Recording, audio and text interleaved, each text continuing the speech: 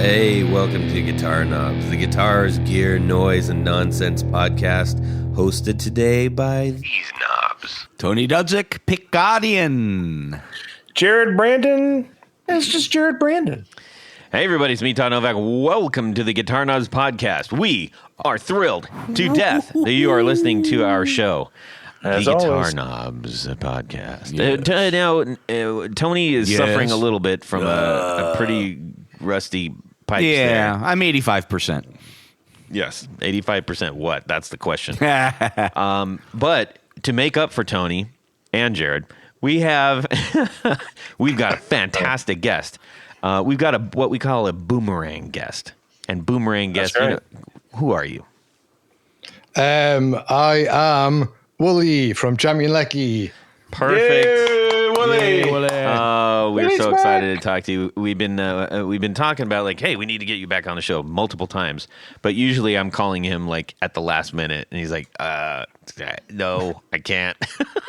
So we're really happy that you were with us. And Wooly, maybe you can answer this. Tony, if you don't mind, I'm gonna give your pipes, All right. the Velvet Fog, a rest here. Yes, thank you. Wooly, what do we do on this show?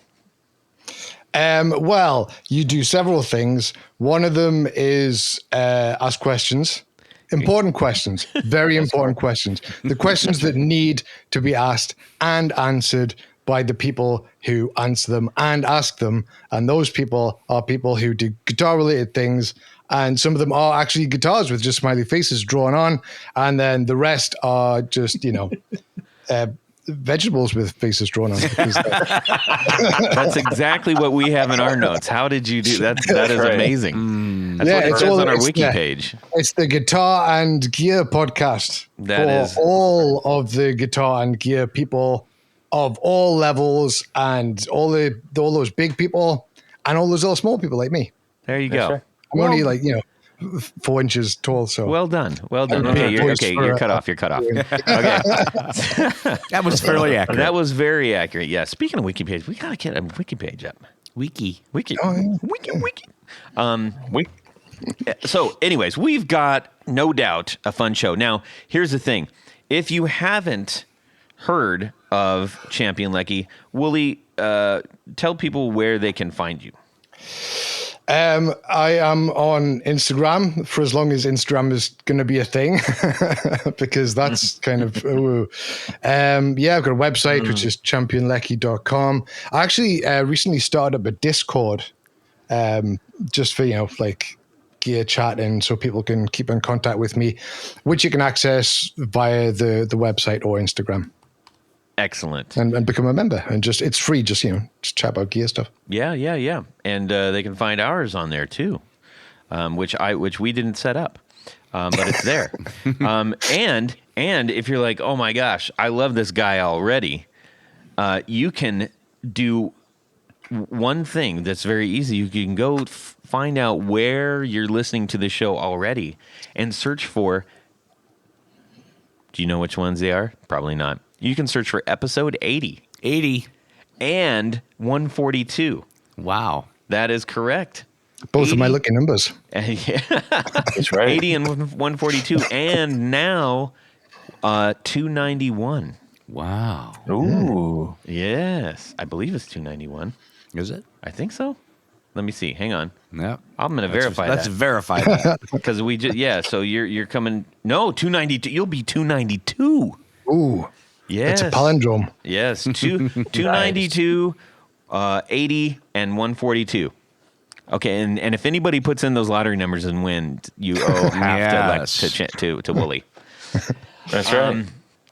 Anyways, yes, we've had various adventures with Wooly. He's always great to talk to, always fun, and more importantly, he loves gear and makes some really fantastic gear out there. So legitimately, please check out the And places. fun gear. And fun gear, yes.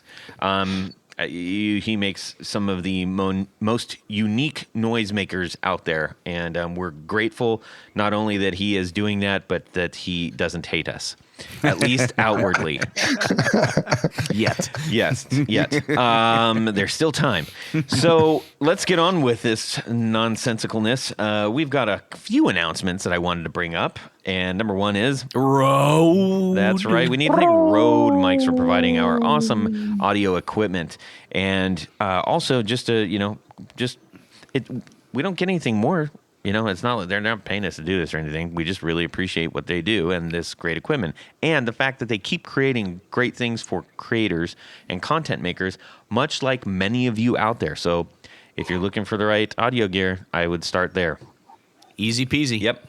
And maybe the check will be in the mail someday. And then let's see here. I also want to bring up, this was really cool. So 2 of our Grand Poobahs. 2 Grand We're Poobahs. cosmically connected. I got a message from David Poe. And David, I did check with Tim, and he said it was okay. And Tim, I told him that David Poe said it was okay. Anyways, David listened to one of the episode that we had with Tim Novak, who runs Bardic Audio. Yeah. And since he's been on, he's made just like a whole range of pedals, and is also connecting with other pedal builders to do various things. So he just blew up, right? And anyways, Is he okay? he is okay. Yes. David reached out to him, and David works at Shure. Oh. And Are you sure? I am sure. And guess what? He offered Tim a job, and now Tim works at Shure. How cool is that? Just because they're friends of our guitar universe. I love that. I hope it works out. Wow. Yeah, it's Worlds super are cool. colliding. It's really neat. So congratulations, Tim and David, for getting a great guy in Tim. Yes. And please, if the rest of you are making connections elsewhere, we've had a few others that I guess we didn't really bring up or were asked not to, for legal reasons or whatever. But please let us know. That'd be really cool to hear about. And also, we will be having Bardic Audio back on to tell us about all the great things that he's been making since. Nice. And I wanted to also just call attention really quick to I've got a small pile of giveaways that I'm getting to. Okay, we just got the Klon pedals that John Esterly modded. Those are going to go out. So as soon as I can, I swear those are going to get given away. Whoever wins those are going to love them. Oh man, they're super cool. And a couple of shirts. Some from we got one from Low Sounds. Low Sounds, yeah. And then also from Acorn. And Oh. also speaking from Acorn, the ADHD pedal. Oh, yeah. Well, that's going to get going away. Look we're just trying to figure out ways to hook you guys up. And also the hoodies that went out to get ordered, we're sorting that out. They're on their way. Not in the mail yet, but they're on their way to then get there. So it is still in motion. Don't worry. You will get them, I promise.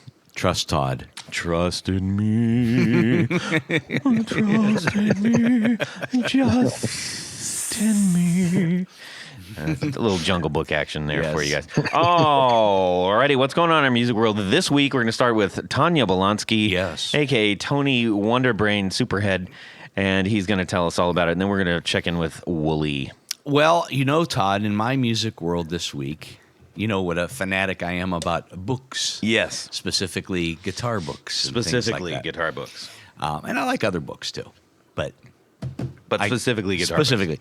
So I had done some, some research on a couple of new books that came out not too long ago, and there was one that was really highly recommended, and so I decided to order it up. And this is called Complete Guitar Wiring by Jerry Hayes.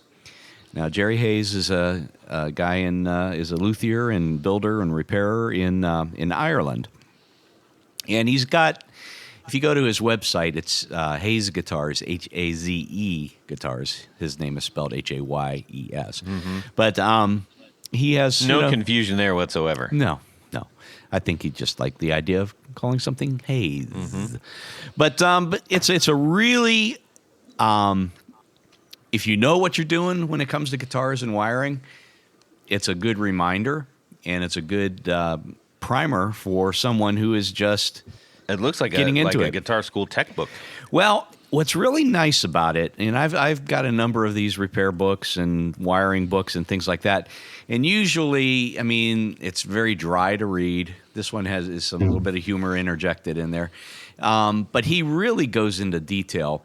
I mean, starting from really the basic stuff. The first chapter is, capacitors and switches and, pots. So you get to learn a little bit about electronics. Yeah. And, and he said, now let's build a circuit, and then blah, blah, blah. And then he goes into pickups, and then he goes into specific wiring diagrams. Right. This isn't for making pedals. This is for your guitar. Right?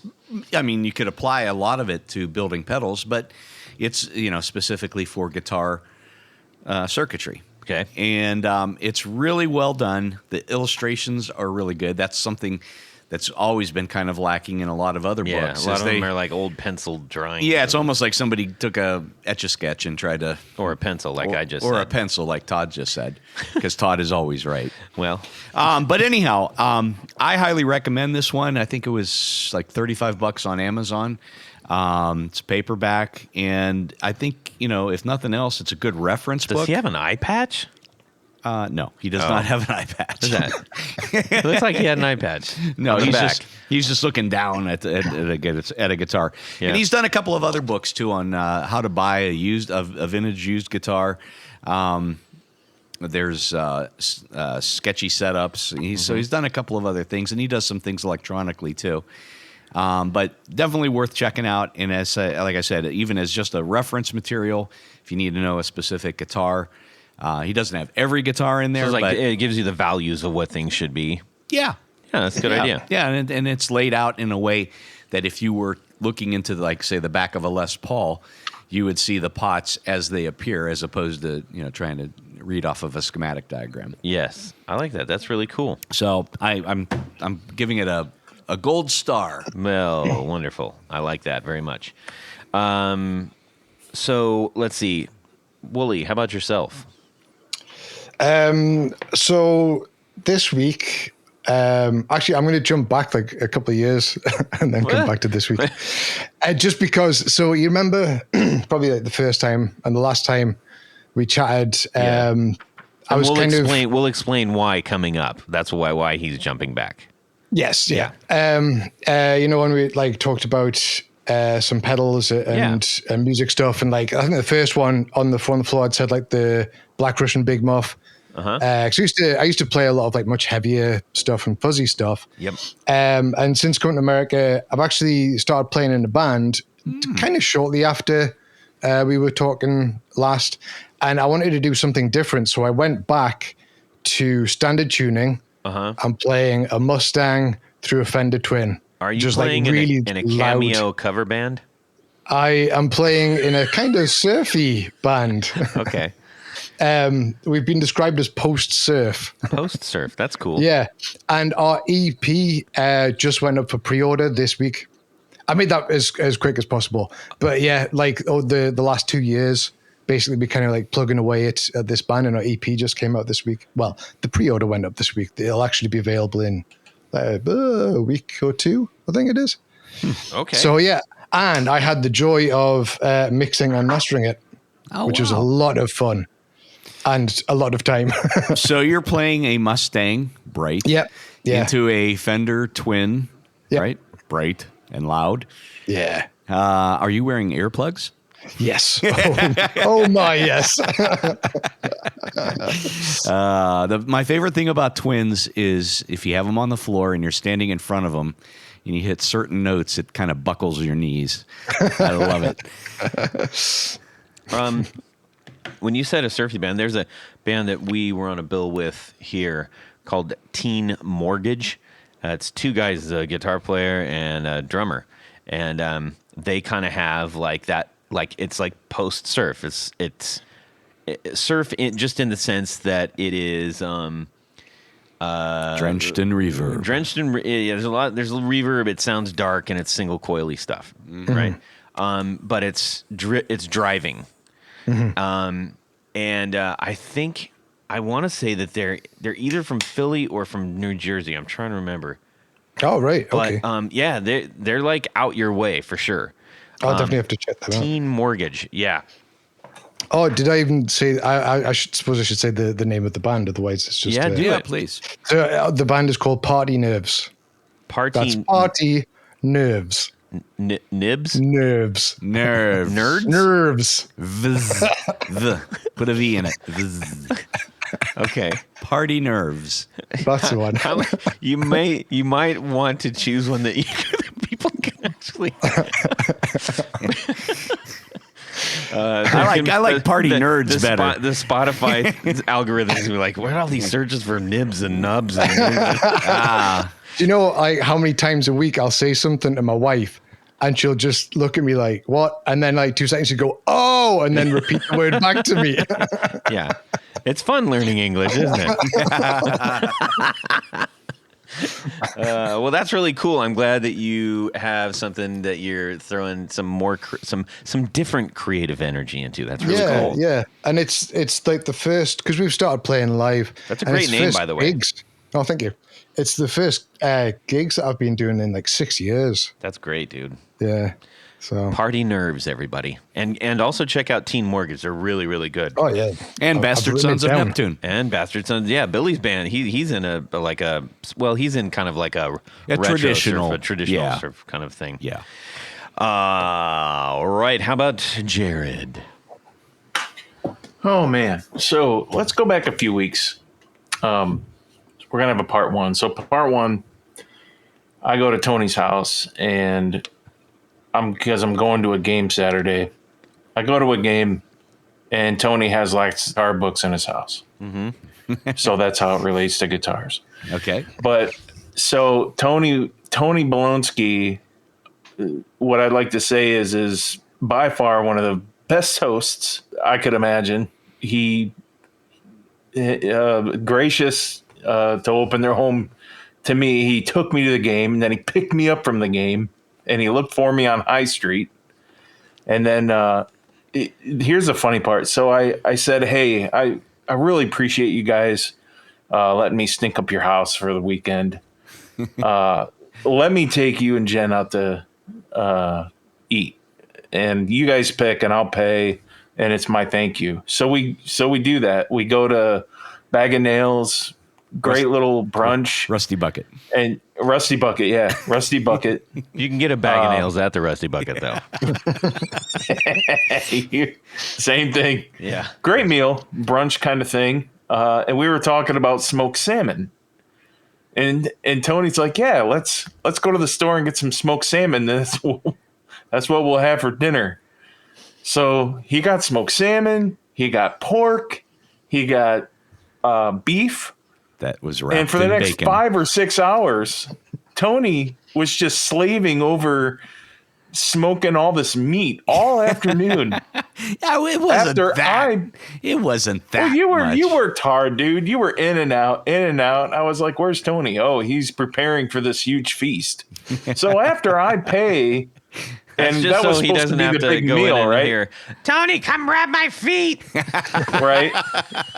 So, I mean, it may as well have been that. like that. Dude, I mean, Tony made this spectacular, huge feast after I paid it, for lunch to thank him. And then here we go again. I'm accepting more agape, which is love. I mean, it was fantastic. So thank you, Tony. Well, you're very welcome, Jared. Anytime. Part two. I lead by example. I tell you what, man. Seriously, great. The dogs were great. I love the dogs. Anyway, part two. I got a guitar. What'd you get? New guitar. What? I got a new guitar I bought from Gibson. I got a good price for it because I worked there. Yeah. But it's a custom shop EDS 1275. Ah, see, now that you had your eye on those for all these I've years. had my eye on one of those for a long time, and I owned an Epiphone version in the late 90s when the Jimmy Page Epiphone version came out. They had a neck through, Yep. and they also had a bolt on. And I bought the neck through, and I paid around $1,000 for it. Yep. Back in the day, and it. It was a great guitar, except for the electronics were a little less to be desired. Yep. But other than that, I actually took it to Korea with me because I was in the active service at the time. How did you get that to Korea? Why on earth would My you dad- take a my double dad neck sent it. guitar to Korea? Wow. My dad sent it to me. I mean, Yeah. that's a big case. Yeah. It cost. I didn't know how much. I was just a 19-year-old kid. I didn't know how much it was going to cost my dad Wow. until he told me later. I'm like, "What? It costs that much, Dad?" I could have bought one here. Yeah. I know. I didn't care, but because I just wanted it because I had nothing else to do. You know. Well, that's cool. So, But, so what about this? So this is a, you said it's a custom shop, 1275? Well, to finish up the episode really quickly, I actually traded that for my first real Gibson Les Paul. So that's the last time I had one. And Okay. back to the custom one, it's a demo. It's not. It was. There's some things wrong with the finish or something. And to be honest, I looked over everything. I couldn't really see anything that stuck out to me. Of course, I'm not a super picky guy about how perfect the guitar is. Was one of the necks but missing? The hardware's lightly aged. Nice. What color is it? So it's cherry. Oh, cherry one. Nice. It's cherry. Yeah, it's cherry. No, there's a white one I'm looking at, but I don't think I'll get that as quite as good Well, a you deal. kind of have to. I mean, you are known for the Buying more than one at a We're going time. to call you twofer now. Yeah. Yeah. Well, I had an idea though. If I wanted to test some pickups, I mean, you could just take, the nut off the 12 and the bridge and, make that a 6-string, and then you would have an instant AB on the same guitar because you have two different necks and two different sets of pickups. They'll sound different. One neck is up higher, the other is down lower. Oh my gosh, Tony. Well, then flip it over. To Well, the then it's left going to sound hand. backwards. Yeah, you can only play backwards riffs. Yeah, and whichever way you do it, one's always going to sound further away as well. Yes, that is true. Good point, Wooly. Good point. Man, I'm glad I have you guys in my corner. Well, Yeah. that's cool. I mean, that's a guitar that I know that you've been trying to track down for years, and now you've got they're one. expensive. Well- They're really expensive, and I got a really good deal on this, so Yeah, I had to move on it. So yeah. That's good. And are you going to leave it stock, or are you going to change out pickups, or what are you thinking? yeah, I'm designing stuff. So down the road, there's some stuff coming out. So I'll probably mess around and change stuff around. Maybe Nice. the custom bucker. There's like 4 custom buckers that came in it. They're probably, I didn't measure them all yet, but they're probably all around the same 8K. Mm-hmm. So I probably want to change the necks out. But the bridges sound fantastic. Oh, well. But for now, I may change the necks to like a T-type or a T-top, or maybe have Zach make me some Brandon Wound T-tops, Well, maybe maybe I'll get some T-types from Gibson. Who knows? or you could put like a dog ear P90 in the neck on each side. I could. A humbucker route. Yeah. Yeah. Yep. There we go. But no, I'm really excited about it. It's Good. of course I played Hotel and Stairway already on it. You got to. You have to. Well, you're done then. Send Yeah. it back. Except Yes, Stairway that's to it. Heaven was performed in the studio on a Fender Electric 12. You can totally tell too. You can totally tell. It sounds good Yeah. Yeah. in the recording. Yeah. Interesting. Todd, what What about about you? you, Todd? Well, last week, at the end of the week, I got we had maybe our last gig of the season. I'm not really sure. There may be something very special coming up, which I'm kind of crossing my fingers about. And well, I'll just throw it out there, because if it lands, cool, and if it doesn't, well, then you can blame them. Yeah. You're opening up for Smashing Pumpkins? Starcrawler, potentially. No. We're in the running to open up for Starcrawler. Yeah. Now they're coming to Columbus, Yeah. and we got a hold of some peoples, and so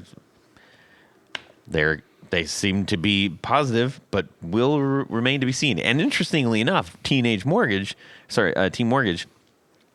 who we played with before, is playing with Starcrawler out that way. I think in Philly or something like that. Oh. So You want I should talk to them? yeah, you should persuade them.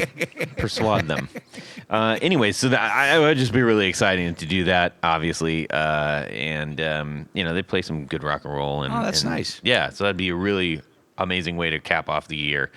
But if that doesn't happen, that's okay, because, can't keep nothing in life is guaranteed, I guess. Death in Texas. Yes. So, anyways, we had one of a gig last weekend, and we just had a freaking great time, and I kind of rearranged my board again a little bit. There you go. I did. So I ran a new Morning Glory V4, which has a high cut as well as a high or low gain on it, and into the Blammo Shrew, which is sort of his version on a Rat with a little bit more zhuzh to it. It's tamed. It's taming of the shrew. It is so quiet. Like, that's one thing. Like, I remember when we had him on the show, like, he just said, I want like zero noise I in my remember pedals. that. And I put that straight into the HX Stomp and got my couple of little mods, and that thing would just sound fantastic. That combo was what I needed for this room specifically, and we had just a freaking great rock and roll time. And we actually did a cover of Rose Tattoo's "Nice Boys," except our singer's a girl, and she's got a pair of great vocal cords, Lungs. and so she switched it up to "Nice Girls." Oh, that's nice. So it was really, and that was just so much fun. So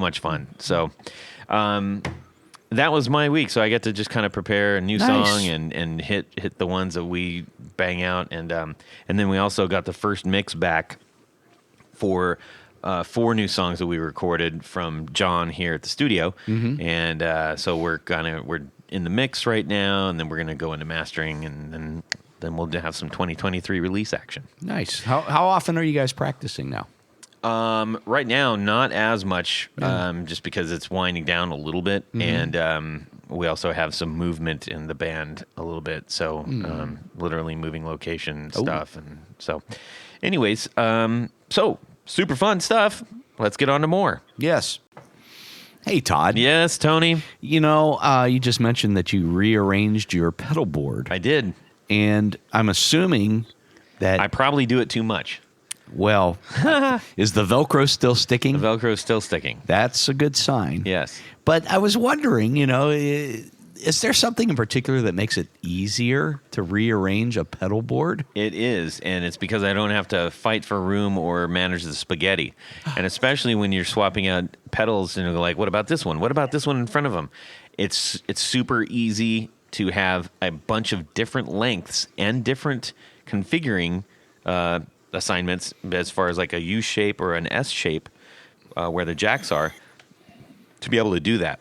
Now, I'm told that you exclusively use Tour Gear Designs patch cables. I do exclusively use those. And you too can exclusively use those, or just semi-exclusively use those. Go to tourgeardesigns.com and you are going to find some of the best, if not the best, patch cables out there. We've been thrilled with what they have produced, and we've had a lot of people on the show get them as well and be equally satisfied. They're flat. They're flat, low profile. Low profile. They're inexpensive. And they taste good. They taste good, and they come in, like I mentioned, a whole bunch of different lengths and configurations. So go there, put in the guitar knobs. You're going to save 10%. That's on a your coupon order. code, 10% coupon code at checkout. 10% off your order. We need to say a huge thanks to Tour Gear for sponsoring our Four on the Floor. Thanks, Tour Gear. Jared. Let me get a little bit of this. 1, 2, 3. Four on the floor. All right, Wooly, Champion Leccy. Let's hear your updated Four on the Floor. Okay. So firstly, thanks Tour Gear, because I use them as well. Yes. Very good. Smart man. Yeah, they're great. Anyway, yeah. So We already did the ad, Wooly. Get him on. Yeah, he's looking for residuals. So yeah, like I was saying, I'm doing a very like big, clean, Fendery kind of sound. So like a lot of changes to the board. The first one that I never thought that I would like is I added a compressor. Ooh. And it's the Empress Mark II Oh, yeah. compressor. Nice. I tried a couple of them. And the thing is, because when you have really low output pickups, as I do with my single coils, and you palm mute and then you play chords, it's a huge jump. And so I have it first. I know everyone says put your compressor last like you would with some other stuff to like balance everything out, but I need that level signal going in, and it is so transparent. It's absolutely fantastic. And I never thought that I would like enjoy a compressor and have it be part of my sound, but it's absolutely So you're crucial. almost using it as a boost on the front. Yeah, basically just to kind of pull up the palm muting. Yeah. Because that's when you get that lovely spring reverb, little kind of those sounds. So That's like changing from briefs to boxers or Yeah, vice versa. yes. More like boxers to briefs. briefs. To thong. Yeah. Yeah. Oh my. So you're happy with the Empress there. yeah, I absolutely love it. What was maybe one of the big features that you went to and you chose that one as opposed, because there's a lot of great compressors out there. There is really not so much any of the controls, but the fact that it is so transparent. Like I've used a lot of compressors where they will add something. Yeah, a little bit of color to the tone. Yeah, just a little bit of color. And this doesn't. It's absolutely like incredible. Is it weird for someone who is known for making somewhat noisy pedals? And I don't mean that they're noisy in a way of bad electronics. I mean, like you make several pedals that make a lot of noise. And to all of a sudden be doing like really maybe less noisy stuff. Yeah. So, I mean, I enjoy music as a bit of a challenge, if you know what I mean? Like the creativity in doing something different. So a while ago, I just totally switched up everything that I did because I found that everything that I was doing was the same. Yeah. And I wanted to do something very different. So like my pedal board is pretty small and it's all pretty standard stuff. And a lot of people, when I talk to them, like they're expecting me to have some crazy weird, whatever, like synth Isn't pedals. That strange? And I'm just like, no, it's just clean. And I've just got like, dirt and chorus and a reverb pedal. But yeah, I mean, I do enjoy like all the crazy pedals and I have a bunch of them. Yeah. And, I have like projects in mind, like little ideas that I've got for like songs and stuff that I will do with those and have loads of fun. Like, when I'm working on new prototypes, I have loads of fun, just kind of get lost in making weird sounds and stuff. But for this band and the stuff that I'm doing now, I went all the way back to just like kind of the joy of playing guitar. Mm-hmm. And a lot of the stuff I wrote without even playing through an amp when we were first starting out. So it didn't rely on any effects. Well, that's cool. Yeah. Back to the roots. Back to the beach, y'all. What's number 2? So number 2 is, I suppose I'm going to kind of have to split it because they're both always on pedals to make my clean sound nice where I want it. And one of them is the Fettle Boost. Mm-hmm. Rest in peace. Nice. Which is like the only, it's the only like pedal of mine that I've ever used properly in any band. But it's always on. It just gives you that nice mid range and like a little bit of cut that I want. And the other one is can also make your guitar sound completely off the rails, like driven. Mm-hmm. That's true. I don't do that though. I don't like the noise. It hurts my ears. But yeah, the other one that I've got there is the Wamp. Wamp. It's a fun word. From 29 Pedals. Oh yeah, at the end of the chain. Yeah.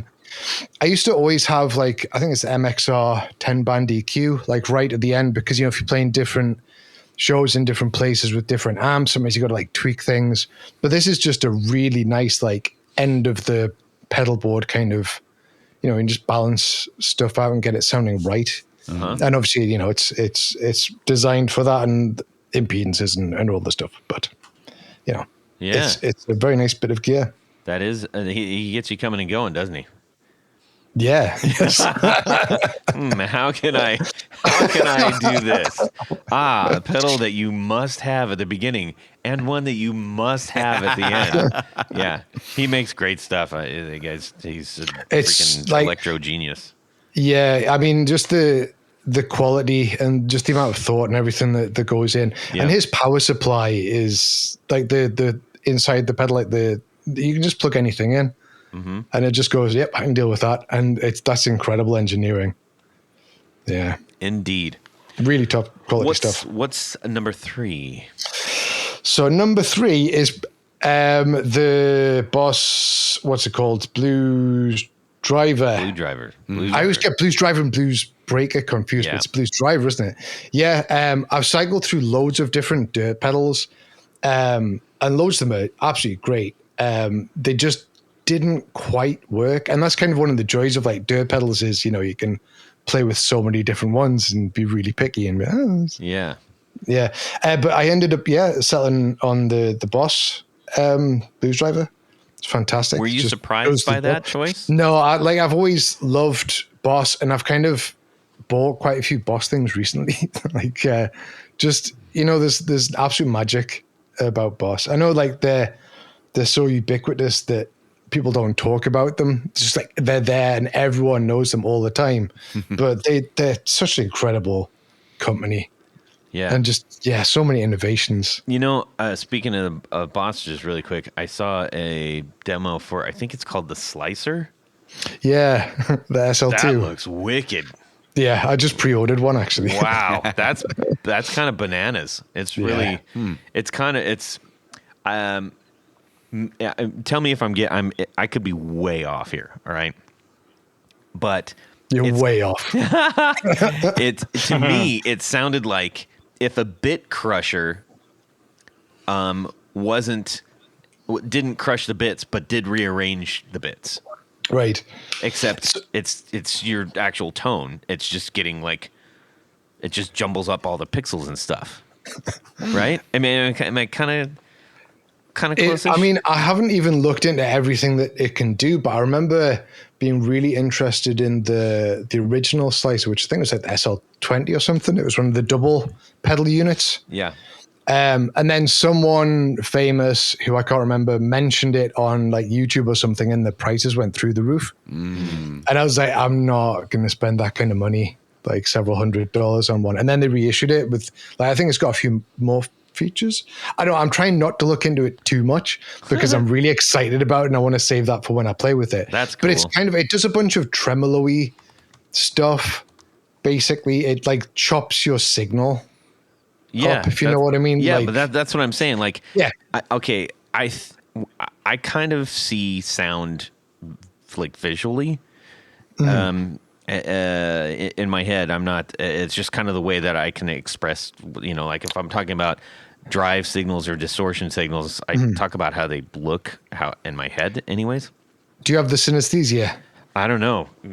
That's what I have. That. Oh, okay. It's where like you associate. So synesthesia is largely like your senses kind of combine. So when I'm playing a riff or like end up settling on something, I always have a picture. Yeah.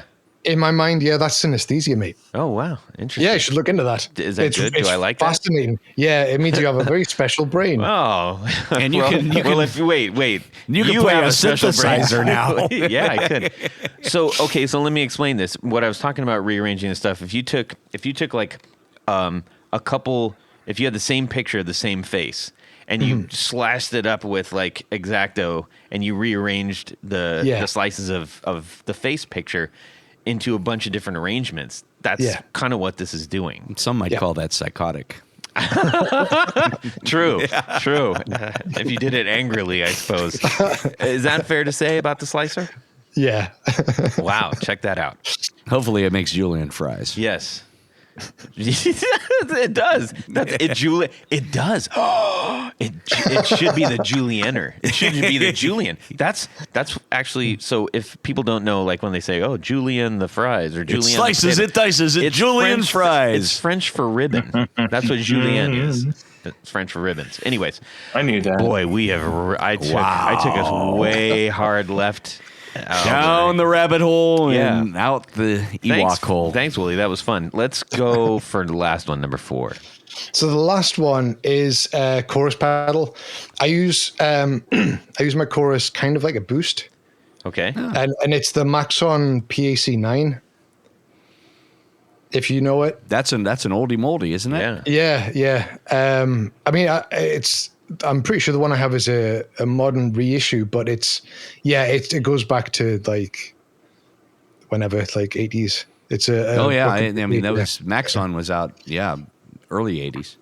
Yeah, I really like a lot of the Maxon stuff. It's always really good quality. But this one, I tried so many chorus pedals. And one of the things with being a pedal company is I can buy loads of pedals and I can expense them. Because it's part of research. Yeah. And part of that sometimes overlaps with pedals that I just want to buy. It happens. I do that with guitars. I need a template for that guitar. Oh. Yes, I understand that. So yeah, I tried a bunch. And this one, it's bright and it's nice. It's not too cutting, and it just, I don't know. It adds this, like, how do you describe chorus? It's that sheen, I guess. So it's probably a little more subtle than some of the real obnoxious choruses, I would guess. Yeah, right? It's kind of, it just adds this really nice cut, and it's kind of a very like 80s kind of sound as well, really. And it works well with the dirt. It works really well with the dirt. Is the other thing.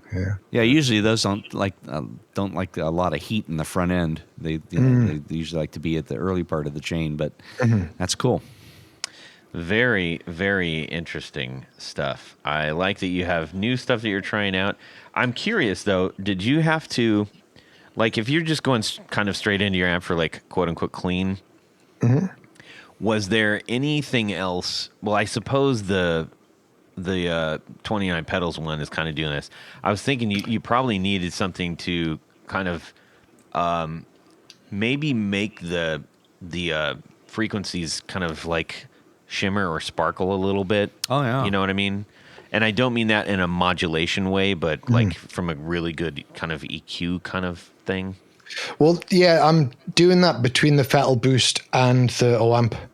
Yeah. They're both kind of just adding something that isn't there when it's just going straight into the amp. Yeah. And I think a bit of the top end is really coming from the Fettle Boost, and then actually both, yeah. Interesting. I did, while we were talking, do a little bit of back research. So the Boss SL20 is one of those double pedal big box bosses, which has a gob of knobs. Gob of knobs. If you're listening to the UK, hopefully you didn't just do a spit take there.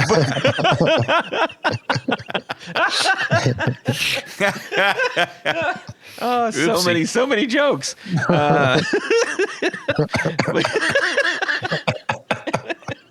Anyways.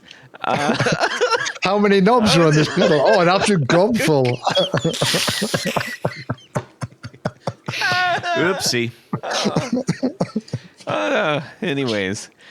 Okay. Apologies to the BBC censorship. Yeah. Everybody's there is like, well, I don't know what you're talking about. That's like $350, $400. Wow. Yeah. For an original. For the original one. But the new ones are $169, pretty much standard across the board. Nice. Pretty neato. So after I think there's going to probably be a handful of people that are like, I don't know what to do with this, and then so they'll be selling them. Watch them on Reverb for cheaper. But anyways, ta-da! Well, thanks for sharing your 4 on the floor, dude.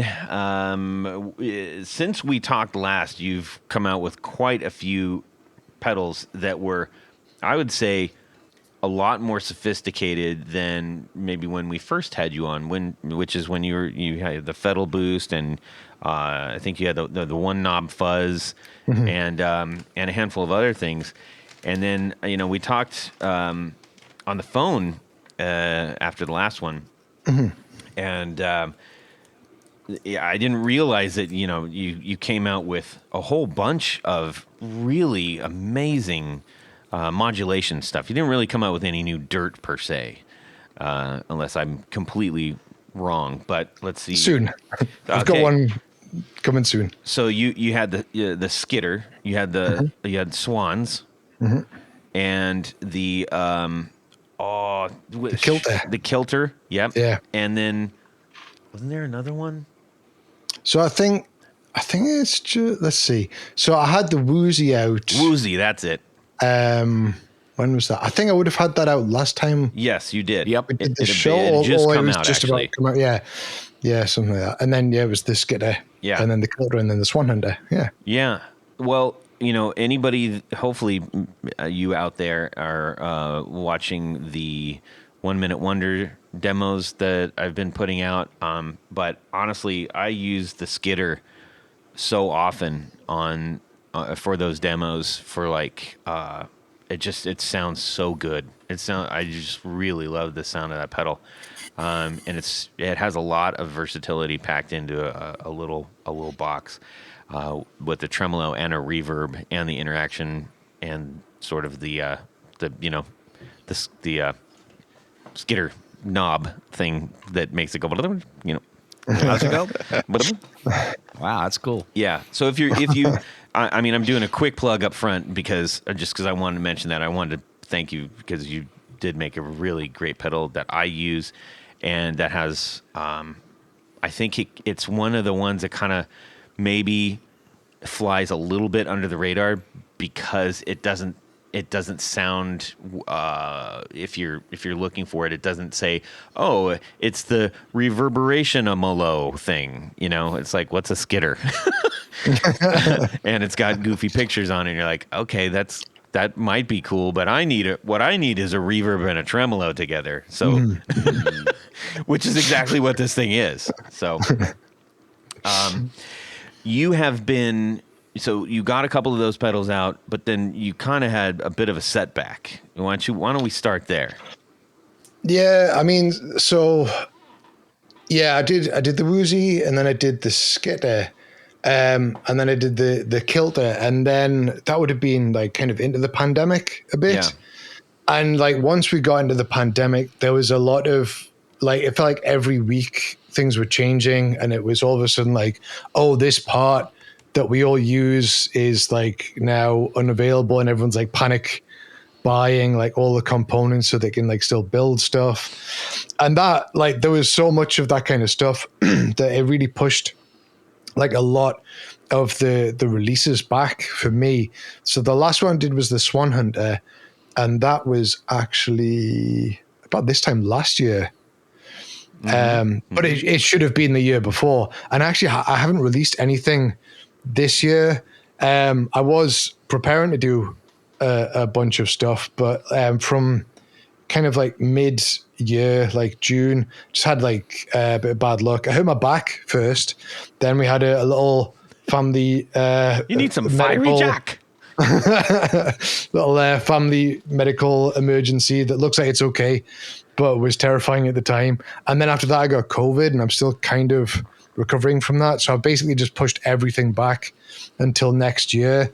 So it's kind of really been a bit of a bummer because I wrote down a list of all the ideas that I have, and there's 12 different pedals that I'm kind of on with, like that I've already started.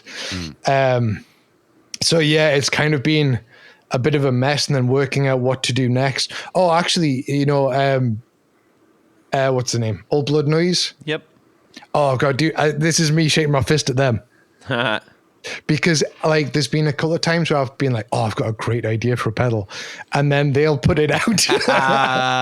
The last one was actually a modulation pedal that I was working on, and they did.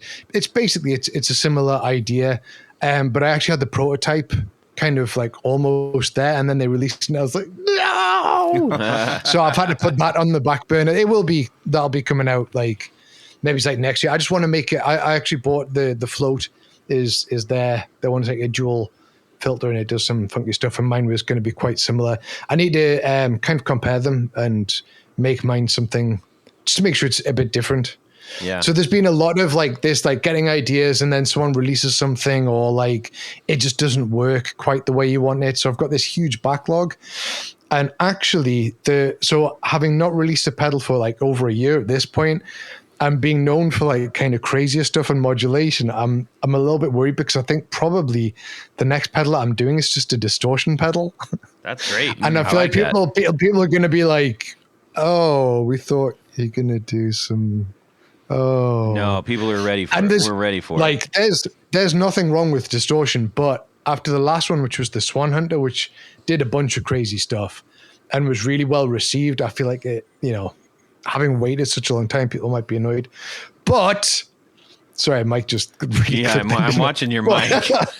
But sorry, everybody. I get excited. I like this week. I got this idea for a pedal that I think has to be the one after that, and it's a modulated delay that I'm really excited about. And if anyone has done this idea, I will eat my hat and everyone else's hat because there's just no way that anyone's come up with this. And hat in America is dirty underwear, right? That's fine. That's fine. Oh boy, stupid. Yeah, so I've got this idea. So now I've teased, like for the last year or so, I've had like all these ideas. I've been like, oh, this is going to be it. And I keep on teasing things so people know all these names, like people who were like following, and then these pedals just haven't materialized. So I'm going to do it again. And I'm telling you, the next modulation pedal is going to be called the Forgetter. The Forgetter? The Forgetter, yeah. Is that spelled like F-I-G-E-T-T-A-H?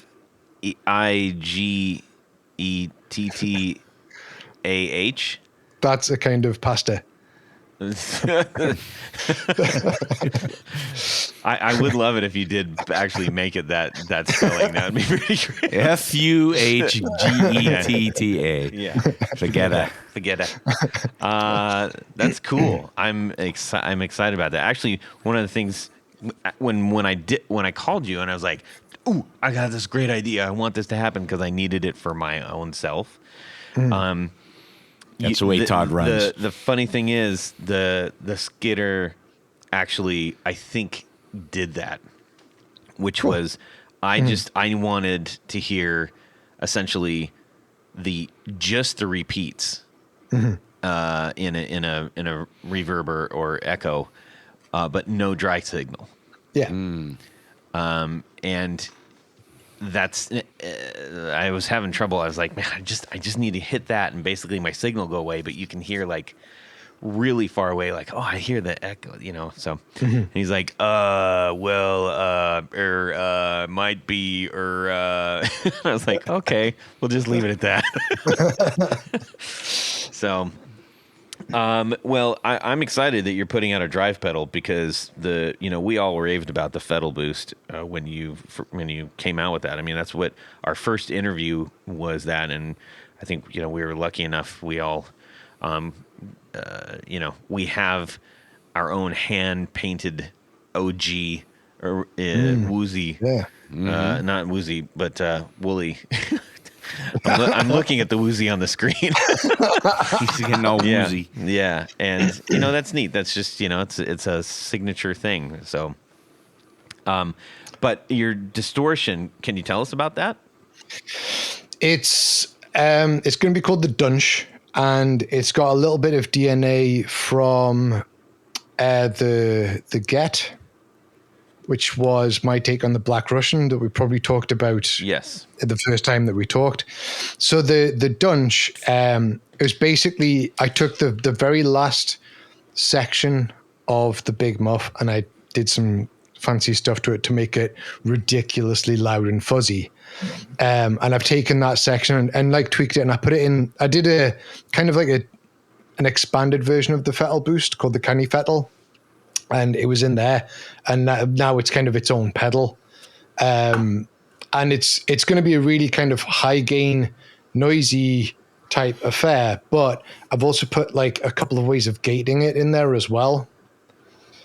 So there's like a switch, and there's like a bias knob that will make your signal gate, so you can actually cut out, because it's such high gain, you always get that like noise floor, and it just cuts that out.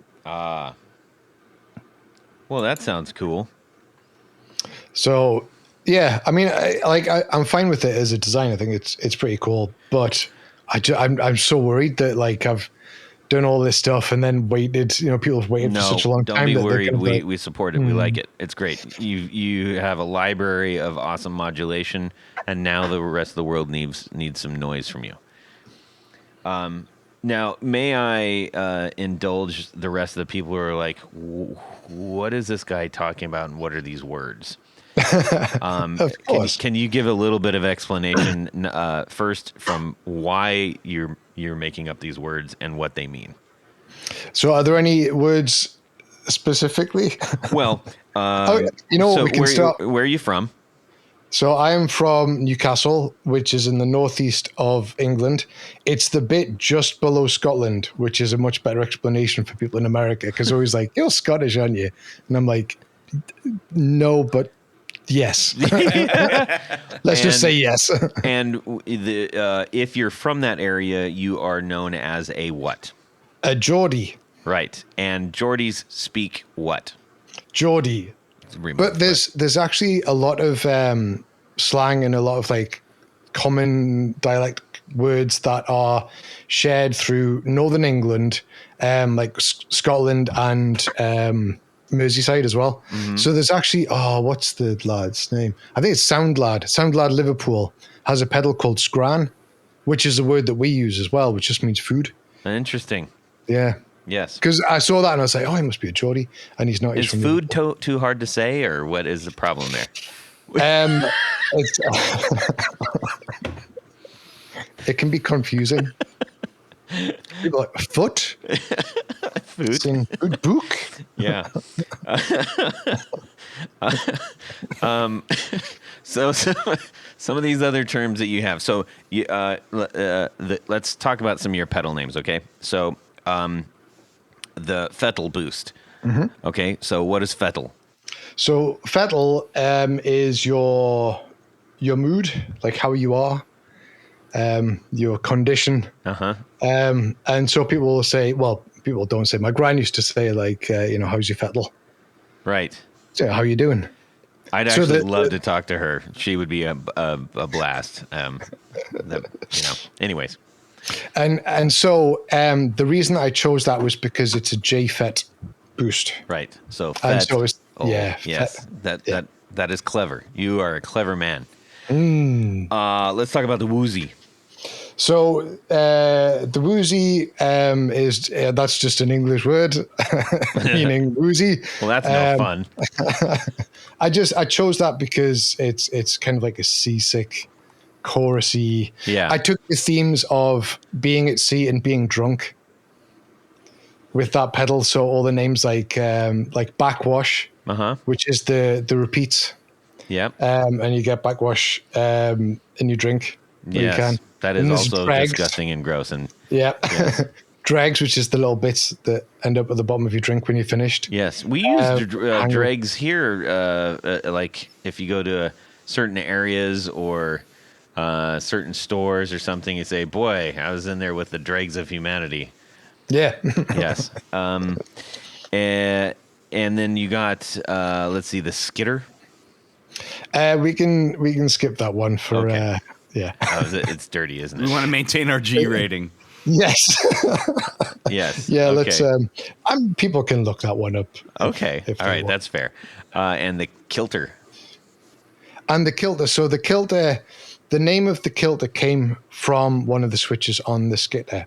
So on the skitter, you've got your dry channel and your wet reverb, and both of them can have tremolo on. And the tremolo can work at the same time, or if you flip the kilter switch, they're off kilter. So when the dry signal gets quieter, the wet signal gets louder. So it's swinging between the two signals.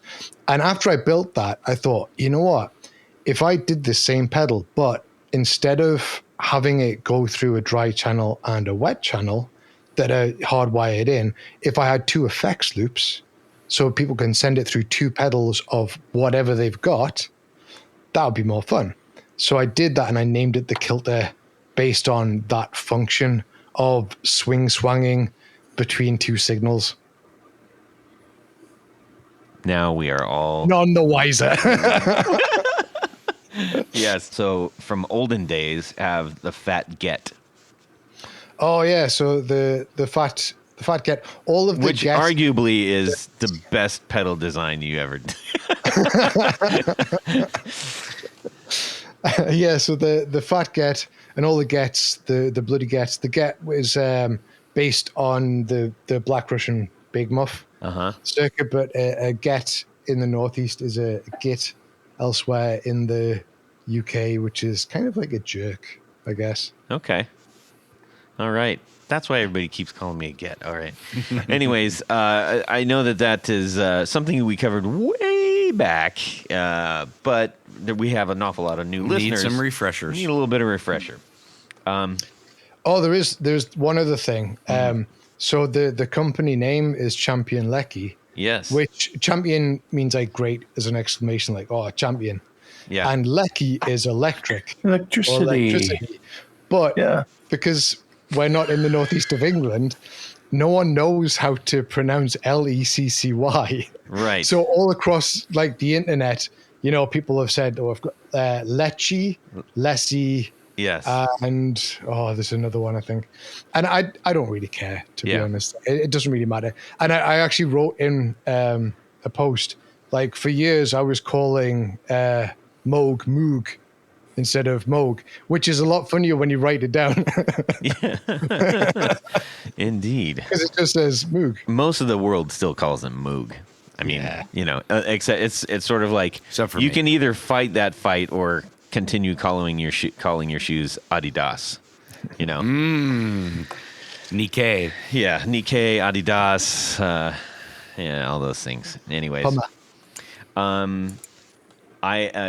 want to hear a funny story about that really quick? It's worth it. So please. In my day job, I've been working in an agency of video shoots and photo shoots and stuff for different companies and stuff. At this one point, there was a shoe company, and we had these models modeling the shoes. This one particular model came out, and she had on these really cool Adidas, or Adidas, sorry, but we'll just say Adidas, like the most of the Western world.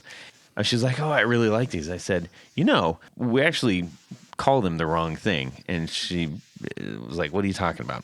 I said, they're supposed to be called Adidas. She said, "Why would they be called Adidas?" I said, "Well, because the guy who created them is named Adi Dassler. So that's why they're called Adidas. But we don't call them that over here. We just say Adidas." And when we got off that, I went back to our main room, and they were in this dressing area, and they didn't realize that the walls didn't go all the way to the ceiling. And she just started talking all kinds of crap on me. It's like, he said Adidas. Who does he think he is? And just really kind of started going off. This person also was not really qualified to do the thing that we asked her to do. And she had ugly feet. So she came back out. I said, "You can go home now." I kicked her off the set. I'm like, "Look, I'm actually the top person here, so you don't get to do that." Wow. What a cat. What you mean? What, a get? Her get. Yes. Boy, you really dropped the ball on that joke, Tony. I'll let you slide because you weren't clap me feeling back well. in. Clap me back in. So, Wooly, in the world, as you've been kind of sitting back and being sick and not really building as much, obviously, I know that's been frustrating to you. Has that been maybe a great opening for you creatively to kind of, instead of actually just constantly making, to constantly kind of thinking? Yeah, but the mind is a dangerous thing. Ah. So like Yeah, in some way. I mean, I kind of stepped back, and I just had to accept that I just couldn't do as much as I wanted. And I did like take some time, like I was saying, I mixed the EP for our band, which was a lot of fun. And again, just like taking, exploring the joy of music again, because for such a long time, the only times I would play guitar would be when I was testing pedals. Like We hear that a lot from builders. Yeah, and it's not good. Like I realized I didn't have a lot of the excitement of when I first started, and obviously the pandemic's been a whole thing.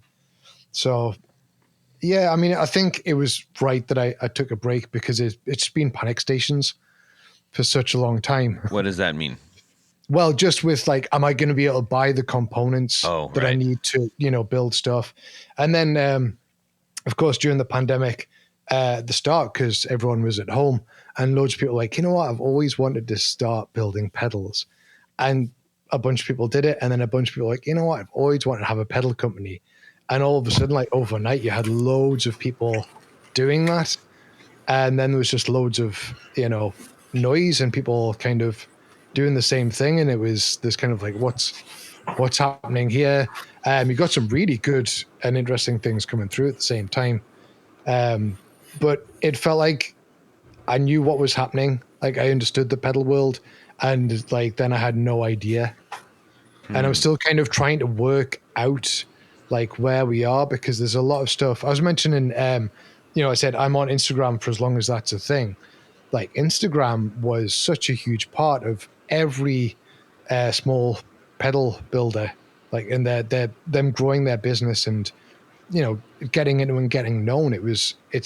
It's been everything for them, and now that's falling apart. How so? Explain that a little bit. Oh, I mean, like the algorithm is a mess. So you're not seeing stuff, and if you're not paying for, it used to be actually that if you weren't paying and doing promoted posts, you just hardly get seen.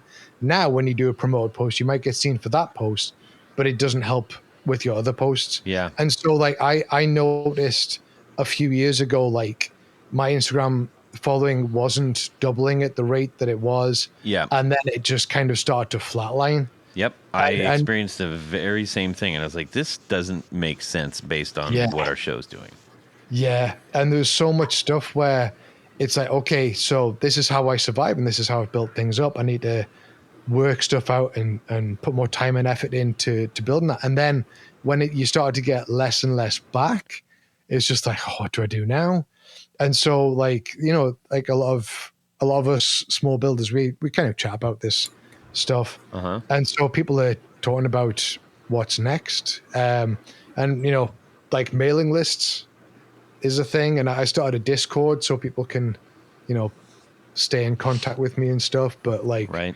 kind of working that out and having to make everything like you don't have to make everything reels, but reels actually made us 150% lazier. Right. I mean, it is shocking. If you don't have a watch, you could wake up the next morning. Actually, you could. The sun will rise without you having to wake up. You just keep going. Zoop, zoop, zoop, zoop, zoop, zoop. Yeah. And so there's a lot of people who do really well with it. Nick from, I'm pretty sure it's pronounced Oneida Effects. Nick Wonder from Oneida Effects. Wonder. No, it's definitely Oneida. Yeah. I know him very well, and it's.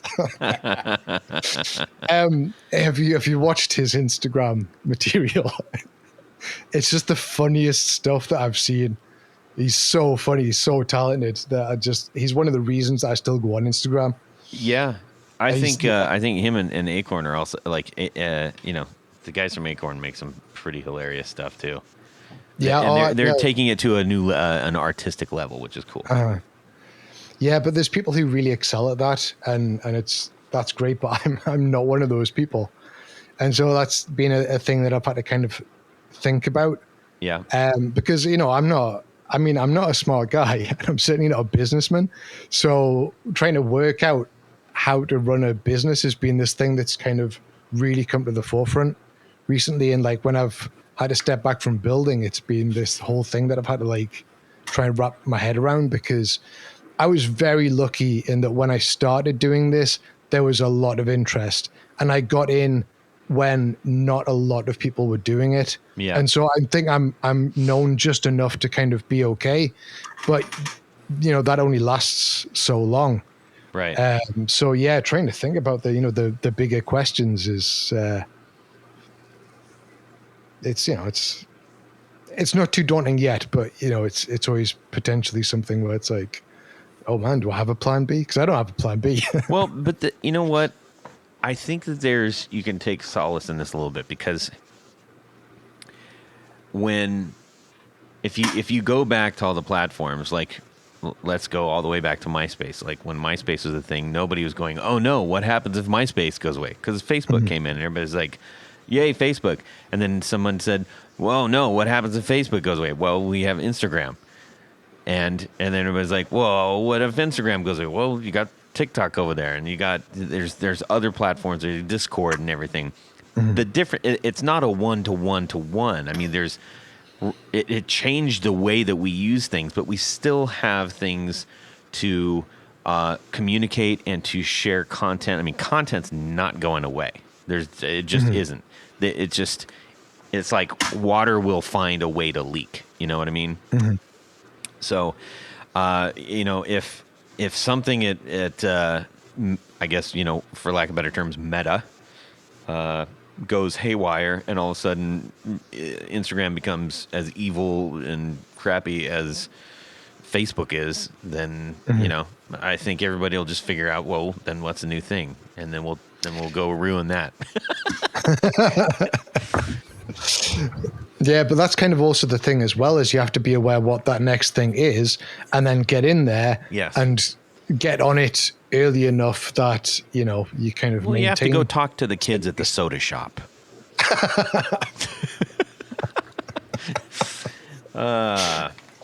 So Willie, you referenced that you've got a distortion coming out, which may not have been necessarily inspired by a heavenly dream or anything.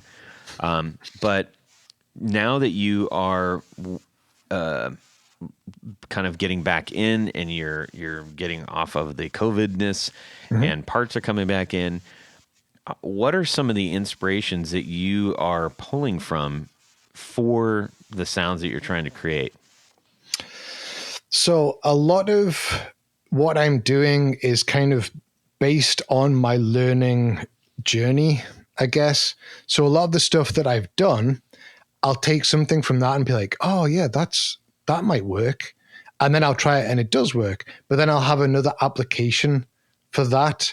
And I'll take kind of like sections that I've worked on, or sections that I have ideas for. And I'll try and like rehash them in new and interesting ways. So, for example, with the kilter, I used that in the skitter, and I used it in the kilter, the idea of like your signal being swunged between, like up and down between. So you could, I haven't made a stereo version of that yet, but that would be like a further application of that. And it's something that I am going to explore with one of the releases next year. That's saying the modulated delay of like having a delayed signal that's kind of going to and fro. And it started really with, just simple stuff like going, oh, I'll put a summing amp in here, which is basically like a mixer. So on the skitter, there's the level for the dry and there's the level for the reverb. And so you can like you can have like lots of parallel effects, and then you just have a volume, and it's like, oh, I know how to do that now. And then I kind of start applying that, and I try and take these sections and apply them to different things in different ways, which is why I have a list of 12 pedals that I'm kind of working on, is because it's all the same kind of ideas, but applied in very unique ways across things that I use. The PT2399 chip for echo, and it's very, very common. It was, people have talked about it, and whoever's doing echo stuff now, because the Bucket Brigade stuff is so difficult to get. Yeah. It's just like a lo-fi. It was designed for karaoke machines, I think. Yes. And it does really lo-fi stuff. And if you lean into that, you can do a bunch of cool stuff. And so I tried to use that and reuse that in designs and apply it in different ways. And the belt and brick, which is the reverb that's in the skitter, I try and use that. And from a business kind of point of view, taking the same parts and applying them to several designs is a good idea, because then you can buy bigger quantities and you know that you have them. Yeah. And for those that are trying to decipher what Wooly's saying, actually the belt and brick isn't a Geordie saying at all. It's actually, that is the name of something. Yes. Okay. Carry on. Yeah, so a lot of the designs that I have, and next year there's going to be, I think there's going to be a absolute minimum 2 releases, and I'm kind of pushing for at least 3 new things next year. Yeah, there was actually one of the things that got pushed back that I was trying to do and promote to some extent, but I just ended up falling off with in summer, was the End of Days fuzz. Yes. So I had this challenge where I basically said, okay, let's see who can do like the craziest fuzz that might perhaps bring about the end of days, and whatever that means to whatever builder of, any level, just do that. And unfortunately, like, I've had to push everything back. So mine isn't going to be done until next year. But I've been trying to do it as kind of cross promotion and reposting smaller builders. It's like some people are just doing this, just doing this End of Days fuzz. And it was going to be this year, but I'm going to have to do that. And it might be a recurring thing that we just do every year. And I've been trying to do blog posts about how I'm designing it as well. And as I go through and try these different things, what works and what doesn't, and then what that inspires me to do. Yeah. Well, actually, when you're talking about that particular one on episode 289, which we just had recently, that was with 0G, and his pedal, the Fuzz After Tomorrow, he was talking about that thing that you put together. Yeah. And that was a cool pedal. Yes. Yeah, there's been some great ones. And I feel bad because I wanted to do more with it and kind of, get it in more people's sight. Mm-hmm. And it just hasn't panned out that way. But I'm going to do it next year. And hopefully I can get some more people on board and, kind of help promote some smaller builders and stuff. Very cool. Very cool. But yeah, I have a very crazy idea for that. Which is why I started in the first place, because no one will be able to defeat this. I love it. But then, yeah, I never did it, so I will. Only you could defeat that. But yeah, I like that idea of kind of involving people in my design process. Mm-hmm. I think one thing that's very important is I'm not trained. I am. I'm not an electrical engineer or anything. I'm just kind of good at working with patterns, and I have a very special brain that just kind of, works in certain ways. That's probably working to your, let's address that really quick. Mm-hmm. When you have people that break out, so if we're thinking about musicians, right? Mm-hmm. And you think about somebody like Joe Satriani or something like that, where it's just he is precise and good in almost a robotic way, right? Mm-hmm. It's just the guy's not going to play a wrong note. Everything's going to be perfect and all the things, right? But then you have somebody, pick anybody else that is making crazier, notable sounds. You're like, whoa. And they're like, yeah, I really don't know what I'm doing, but I do know what I'm doing. Yeah. That is, to me, that's one of those disruptor things, right? Where because you don't have those parameters in your head of something should be like this or should not be like this. Yeah. You probably make more happy accidents. Yeah, exactly. And, everyone's process is different in terms of composition for music and for pedals, how you put ideas together and how you work with things. Everyone is talented in a different way. Mm-hmm. And so I want to put that on show. and be like, okay, so there's a bunch of stuff that I don't know, but I can still do this. I can still put these things together, and here's how I'm doing this. And yeah, someone could come in and be like, well, that was a stupid thing to do because maths, and physics. And I'd be like, okay, but I didn't know that. I just put these things together. And I've had, there's been a bunch of stuff that I've just designed by like jamming components in breadboards and be like, see what this does. And, sometimes it explodes. Yeah. Yeah. But, like sometimes you get stuff out of it where it's like, oh, okay, but why is it doing that? And then you can kind of learn, you can go and get an actual book and work out what it's doing, or maybe just experiment a bit more and kind of understand how you're getting it to do that and what gets it to do that more or less, and like controlling that thing that it does. Yeah. And I think it's kind of important to remember that there's, what's the saying, that all paths lead to Rome. Like, everyone has a totally different brain that works in totally different ways, different talents. Some people are very, very smart and very technical, and other people aren't. And, there's no reason why you can't just do the thing you want to do. Yeah. I mean, it takes effort, but, it shouldn't, I think getting to the point of don't let what you don't know prohibit you from trying or doing or making a mess. That's okay too, Absolutely. Cool, man. Well, Willie, as always, it is delightful to talk with you. And we are going to take this time to head on over in the El Camino and go pick up Jared. And, that's right. And then we're going to do a little thing. That's right. We're going to go to Would You Rather Land because it's time for Would You Rather.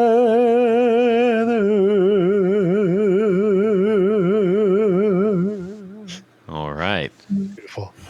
So this week's Would You Rather. You're walking down the street and you run into somebody that wants to hire you for a show. A guy. And and his name is Tony Baloney. Okay. So Tony says, listen, I need you for a show tonight. All I got for you to play is either an EDS 1275, which is the Gibson double neck 12 6-string, or a Fender 12, which is just one guitar, one neck, one guitar, but it's a 12-string Fender. It's what Tom Petty used, Jimmy Page used in the studio. Great guitar. But you're the lead Horrible player. headstock. You have All right. You have to play all the leads. So you got to do the solos and all that kind of thing. So it would be easier to play it on a 6-string if you have solos, right? Because you have that 6-string on the 1275.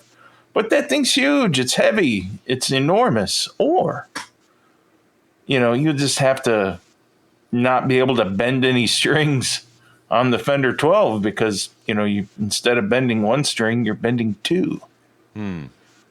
So what are you going to, it's a 4-hour gig too. It's with no breaks. So. No, so you just wearing a pair of Depends or something? What? How's this working out? Maybe. Yeah. All right. Well, you get a break or two, but that's the only guitar that you use the whole night. Okay. Sounds good. Let's see, Tanya. Well, I mean, if it's a lead gig, I mean, if it were a rhythm gig, I think it would be real obvious. I mean, you could just play the the 12-string by itself.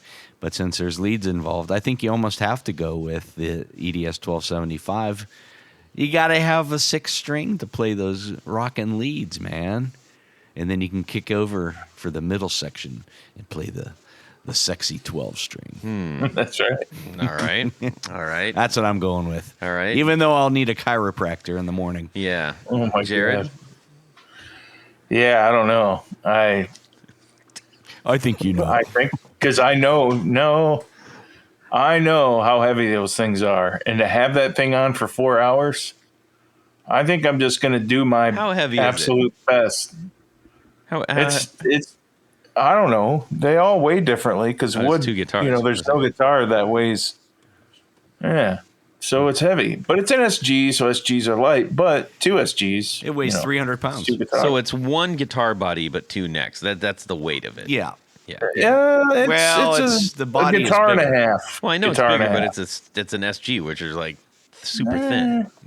I would say it's like, I would say 12, it's 13 pounds? 1.65 guitars. 13, 1.65. 13 I pounds? can get. I see that. At And an least 12 extended pounds. headstock. Okay, at least 12 pounds. It's really heavy, man. 12, 13 pounds. It's really heavy, man. I'm gonna do the Fender 12. Okay. You're doing the 12. Nice. I'm doing the Fender 12. I can get by of leads on a 12, and some of them might sound pretty cool. So I'm gonna risk and do the 12 string. Nice. The Fender 12. An unexpected choice. Yeah. Let's see. Willie, how about yourself? If anyone is hiring me to do lead, they probably should be put down. I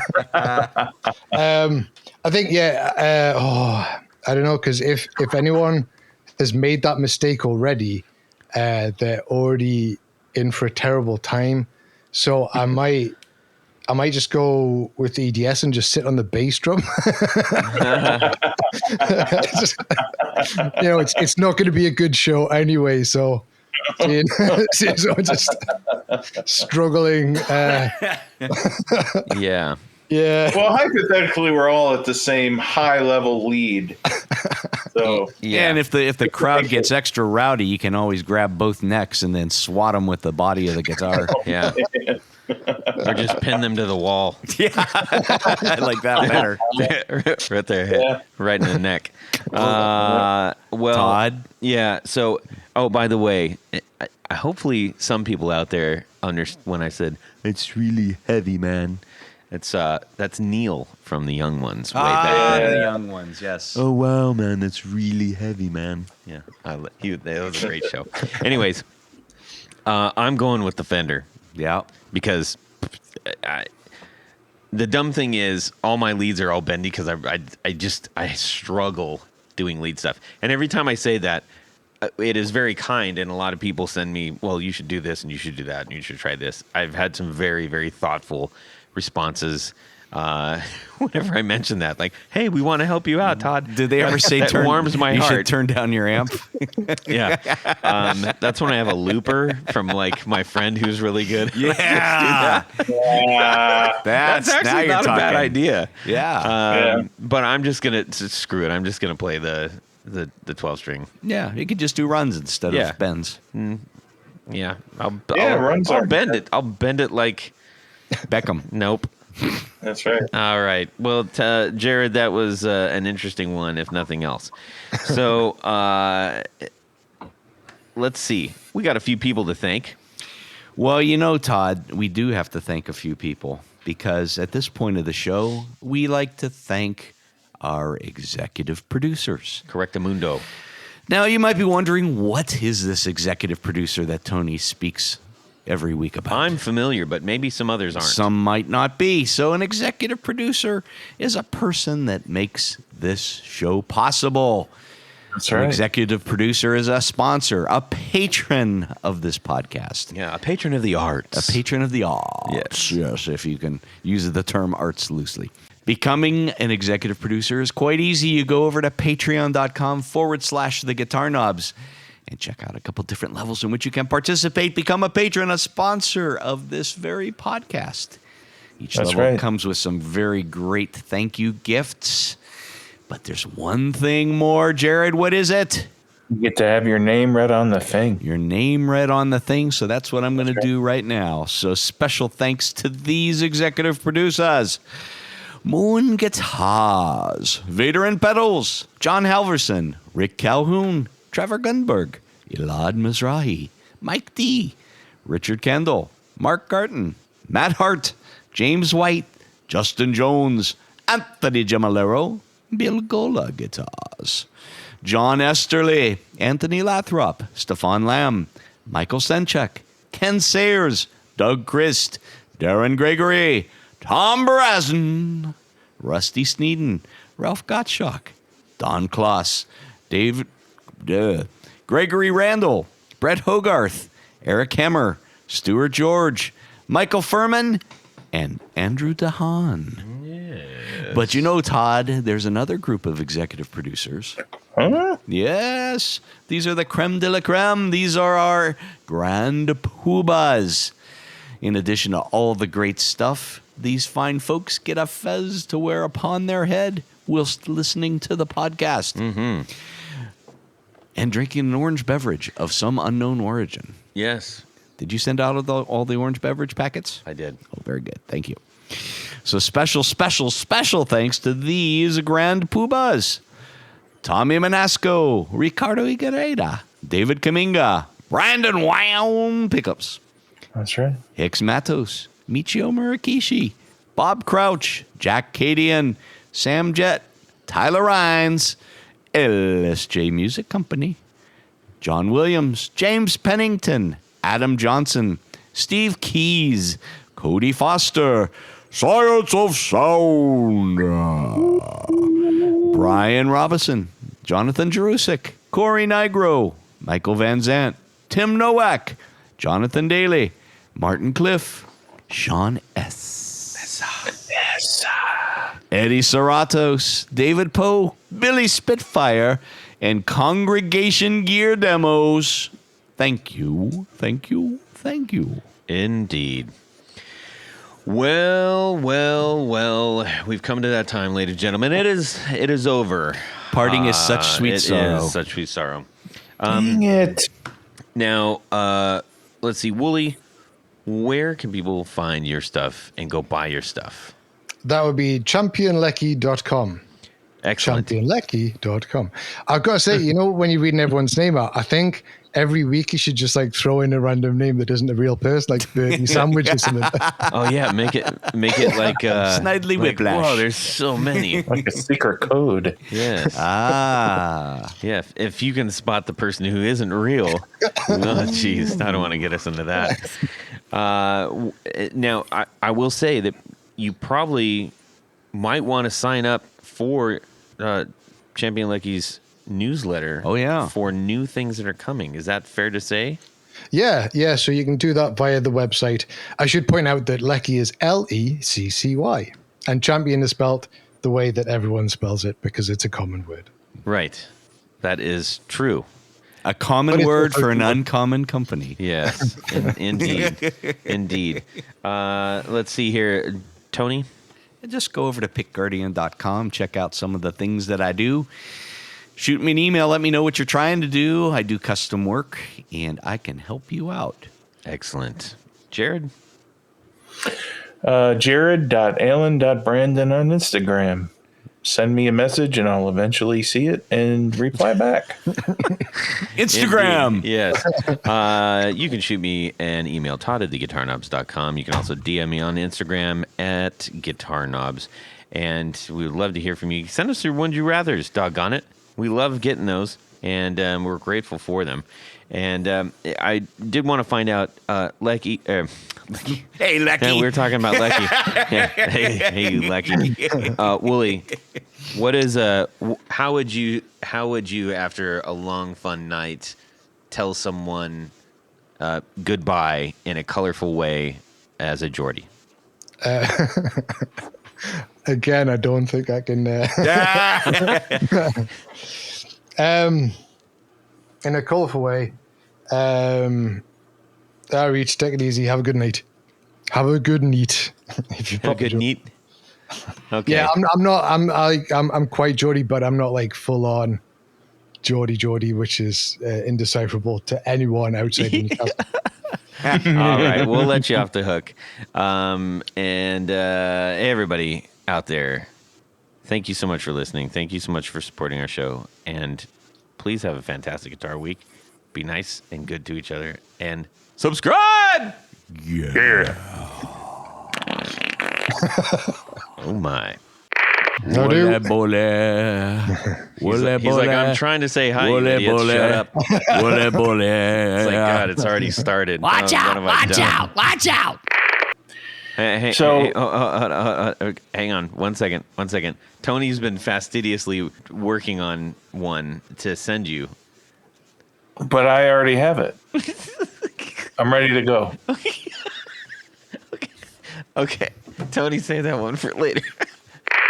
Jared, Just we get can better. hear you. Can you hear me? Yes, that's why I said we can hear you. Yes. Is Jared there? Yep. Did you lose a whole bunch of weight? Oh no. There you go. Hey, I'm looking for my other mouse. I used to have 2 mice. Why do you need can't 2 find mice? Well, One for each hand. Yeah, you might find me like struggling to remember people's names, so you might have to be like, "It's John from Electronic Audio Experiments, and we all have to drink now." Drink. Yeah, drink. Is Jared COVID. there? I can't hear Jared. Can you hear Jared? COVID. Jared, are you there? COVID. So, like, Well, you probably are 72, so Yeah, I know. I'm just lucky to be alive, really. that's terrible. Nope, not there. That is terrible. Probably left it somewhere. No, it's great down here. It's summer silly. longer here. It's Oh, I don't want that. and away we go. Well, that's it for these knobs. Please visit our Patreon page at patreon.com/theguitarknobs. Visit our website at theguitarknobs.com for all of our past episodes, 4 on the Floor blog, and other good stuff. You can connect with us on social too at our Facebook page and share your gear and stories on our Facebook group. Also, be sure to check out our Instagram at Guitar Knobs. Catch you next time.